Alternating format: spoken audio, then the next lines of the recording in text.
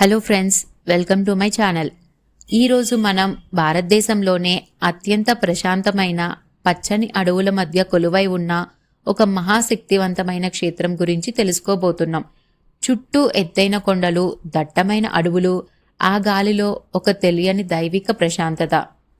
అదే కర్ణాటకలోని దక్షిణ కన్నడ జిల్లాలో పవిత్రమైన కుమారధార నది ఒడ్డున వెలసిన ప్రసిద్ధ కుక్కే సుబ్రహ్మణ్య స్వామి ఆలయం. కానీ ప్రతిరోజు దేశం నలుమూలల నుండి వేలాది మంది భక్తులు, విద్యార్థుల నుండి పెద్ద పెద్ద సెలబ్రిటీల వరకు ఎందుకు ఈ క్షేత్రానికి తరలి వస్తుంటారు? ఎందుకంటే ఇది కేవలం ఒక సాధారణ ఆలయం కాదు. శివుని కుమారుడైన కుమారస్వామి ఇక్కడ నాగులరాజు అయిన వాసుకిని రక్షించడానికి స్వయంగా సుబ్రహ్మణ్య స్వామిగా కొలువు తీరిన పరమ పవిత్ర స్థలం. ఈ ఆలయం చుట్టుప్రక్కల ప్రకృతిని గమనిస్తే ఇక్కడ కుమార పర్వతం, దాని పక్కనే శేషపర్వతం ఉంటాయి. ఈ శేషపర్వతం చూడటానికి సరిగ్గా 6 తలల పాము పడగ్గా విప్పినట్లుగా ఉండి ఆలయాన్ని రక్షిస్తున్నట్లుగా అనిపిస్తుంది. ప్రకృతి సైతం ఈ ఆలయానికి రక్షణగా నిలిచింది. ఈరోజు మనం ఈ ఆలయం వెనుకున్న ఆసక్తికరమైన చరిత్రను, ఇక్కడి విశేషాలను వివరంగా తెలుసుకుందాం.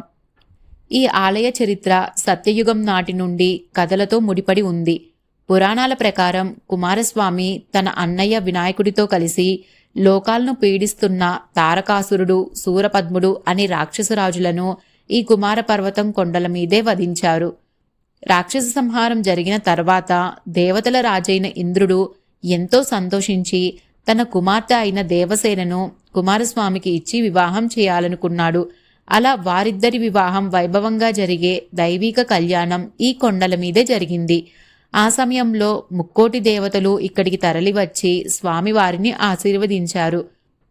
దీనివల్ల ఈ ప్రాంతమంతా అపారమైన దైవశక్తితో నిండిపోయింది. అయితే ఇదే సమయంలో ఇక్కడ మరొక ముఖ్యమైన సంఘటన జరిగింది.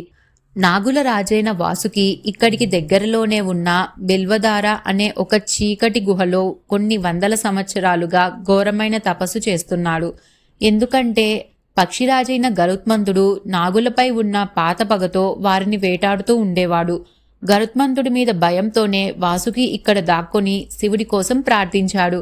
తన కళ్యాణం ముగిసిన తర్వాత కుమారస్వామి ఈ ప్రాంతంలో సంచరిస్తూ తన పరమభక్తుడైన వాసుకి పడుతున్న బాధను చూశాడు. అప్పుడు స్వామివారు వాసుకి ఒక అభయం ఇచ్చారు. నువ్వేమి భయపడకు, నేను ఎల్లప్పుడూ ఇక్కడే నీతో పాటు ఉంటాను. ఇప్పటి నుండి ఈ క్షేత్రానికి వచ్చి నన్ను పూజించే ప్రతి భక్తుడు నిన్ను కూడా పూజిస్తాడు. నా రక్షణ ఉన్నంత వరకు గరుత్మంతుడు నిన్ను ఏమీ చేయలేడు. అలా ఆ సత్యయుగం నాటి నుండి సుబ్రహ్మణ్య స్వామి తన భార్య దేవసేన మరియు సర్పరాజు వాసుకితో కలిసి ఇక్కడే శాశ్వతంగా కొలువుతీరాడు. మనం ఈ ఆలయాన్ని సందర్శించినప్పుడు మన ఆధ్యాత్మిక యాత్ర ఆలయంలోకి వెళ్లడానికంటే ముందే ఇక్కడ పవిత్రమైన కుమారధార నది వద్ద మొదలవుతుంది. రాక్షస సంహారం తర్వాత కుమారస్వామి తన ఆయుధమైన ఈటెను ఈ నదిలోనే కడిగాడని పురాణాలు చెప్తున్నాయి. అందువల్ల ఈ నది నీరు ఎంతో పవిత్రమైనదిగా మారింది. ఈ నదిలో స్నానం చేస్తే చర్మ వ్యాధులు నయమవుతాయని, మనసులోని నెగిటివ్ ఆలోచనలు తొలగిపోయి ప్రశాంతత లభిస్తుందని భక్తుల నమ్మకం. నదిలో స్నానం ముగించుకొని మనం ఆలయ ప్రాంగణంలోకి అడుగు పెట్టగానే గర్భగుడికి ఎదురుగా పూర్తిగా వెండితో కప్పబడిన ఒక భారీ స్తంభం కనిపిస్తుంది. దీనినే గరుడ స్తంభం అంటారు. ఈ స్తంభాన్ని ఇక్కడ ప్రతిష్ఠించడం వెనుక ఒక పెద్ద కారణం ఉంది. సర్పరాజు వాసుకి శ్వాసలో ఎంతో శక్తివంతమైన తీవ్రమైన విషజ్వాలలు ఉంటాయని చెప్తారు. ఆలయానికి వచ్చే సామాన్య భక్తులకు ఆ అదృశ్య శక్తి వల్ల ఎలాంటి ఇబ్బంది కలగకుండా ఈ గరుడ స్తంభాన్ని రక్షణ కవచంలా ఏర్పాటు చేశారు. ఇది ఆ విషజ్వాలల ప్రభావాన్ని తగ్గించి భక్తులు క్షేమంగా దర్శనం చేసుకునేలా కాపాడుతుంది. ఆ స్తంభాన్ని దాటి లోపలికి వెళ్తే గర్భగుడిలో ఒకే పీఠంపై పైభాగంలో శ్రీ సుబ్రహ్మణ్య స్వామి వాసుకి సమేతంగా దర్శనమిస్తారు. వారి క్రింది భాగంలో శేషనాగు ఉంటారు. ఈ విగ్రహాన్ని చూడగానే మనసుకు ఒక తెలియని నిశ్శబ్దం, ప్రశాంతత కలుగుతాయి. ఇప్పటికీ ఈ ఆలయంలో జరిగే పూజలు, నిత్య కైంకర్యాలన్నీ గొప్ప తత్వవేత్త అయిన శ్రీ మధ్వాచార్యులు రాసిన తంత్రసార సంగ్రహం అనే పవిత్ర గ్రంథం ప్రకారమే జరుగుతాయి. శతాబ్దాలుగా ఈ సాంప్రదాయాన్ని అలాగే కాపాడుకుంటూ రావడం విశేషం. ఈ క్షేత్రాన్ని ఎందుకు దర్శించుకోవాలి? సరే, అసలు ఈ ఆలయాన్ని మనం ఎందుకు దర్శించుకోవాలి? మన సనాతన ధర్మంలో మరియు జ్యోతిష్య శాస్త్రంలో నాగదోషం లేదా సర్పదోషం అనే భావన ఉంది. మనకు లేదా మన పూర్వీకులకు తెలియకుండా ప్రకృతికి కానీ పాములకు కానీ హాని తలపెడితే దానివల్ల జీవితంలో కొన్ని ఇబ్బందులు ఎదురవుతాయని నమ్ముతారు. దీనివల్ల పెళ్లి ఆలస్యం అవ్వటం, పిల్లలు కలగకపోవటం, కెరీర్లో ఇబ్బందులు రావడం జరుగుతుంటాయి.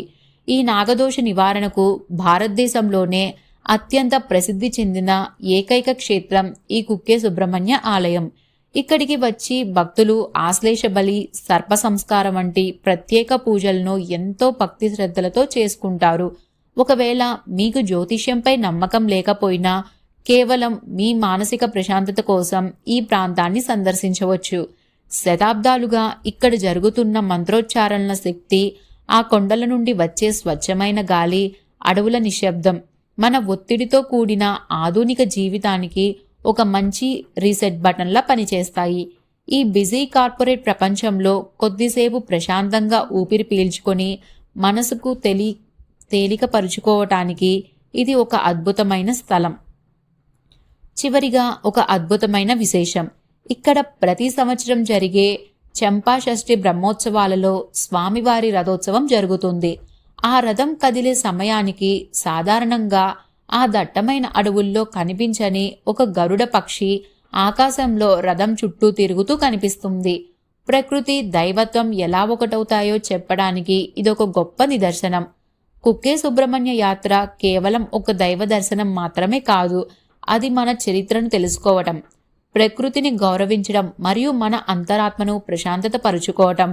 మీలో ఎవరైనా ఈ పవిత్ర క్షేత్రాన్ని ఇదివరకు సందర్శించారా లేదా త్వరలోనే వెళ్లాలని ప్లాన్ చేస్తున్నారా? మీ అనుభవాలను కింది కామెంట్స్లో మాతో పంచుకోండి. ఈ వీడియో మీకు నచ్చినట్లయితే లైక్ చేయండి, మీ ఫ్యామిలీ ఫ్రెండ్స్తో షేర్ చేయండి. ఇలాంటి మరిన్ని ఆసక్తికరమైన విషయాలను మనం కలిసి నేర్చుకుందాం. మళ్ళీ వచ్చే వీడియోలో కలుద్దాం. అంతవరకు సెలవు.